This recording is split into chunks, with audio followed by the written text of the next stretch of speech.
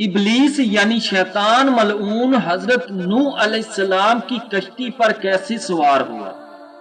حافظ عماد الدین ابو الفدا اسماعیل ابن کثیر اپنی کتاب تفسیر ابن کثیر میں سورہ ہود کی آیت نمبر 40 کی تفسیر میں لکھتے ہیں، حسب فرمان الہی آسمان سے موسلادھار لگاتار بارش برسنے لگی اور زمین سے بھی پانی ابلنے لگا اور ساری زمین پانی سے پر ہو گئی، اور جہاں تک اللہ کو منظور تھا پانی پھر گیا، اور حضرت نوح کو رب العالمین نے اپنی نگاہوں کے سامنے چلنے والی کشتی پر سوار کر دیا اور کافروں کو ان کے کیفر کردار تک پہنچا دیا۔ حضرت نوح علیہ السلام کی کشتی کی 3 منزلیں تھیں۔ پہلی یعنی سب سے نیچے والی منزل میں وحشی اور عام جانور تھے، دوسری منزل میں انسان تھے اور سب سے اونچی منزل میں پرندے تھے۔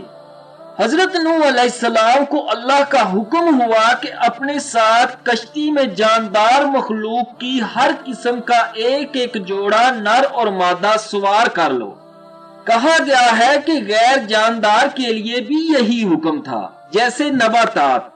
کہا گیا ہے کہ پرندوں میں سب سے پہلے درہ یعنی طوطا کشتی میں آیا اور سب سے آخر میں گدھا سوار ہونے لگا۔ ابلیس شیطان اس کی دم میں لٹک گیا۔ جب گدھے کے 2 اگلے پاؤں کشتی میں آ گئے اور اس نے اپنا پچھلا دھڑ اٹھانا چاہا تو نہ اٹھ سکا، کیونکہ دم پر اس شیطان ملعون کا بوجھ تھا۔ حضرت نوح علیہ السلام جلدی کر رہے تھے، گدھا بہت چاہتا تھا مگر پچھلے پاؤں چڑھ نہیں سکتے تھے۔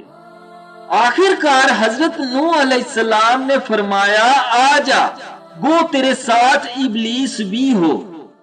اس کے بعد گدھا چڑھ گیا اور ابلیس شیطان بھی اس کے ساتھ ہی کشتی میں سوار ہو گیا۔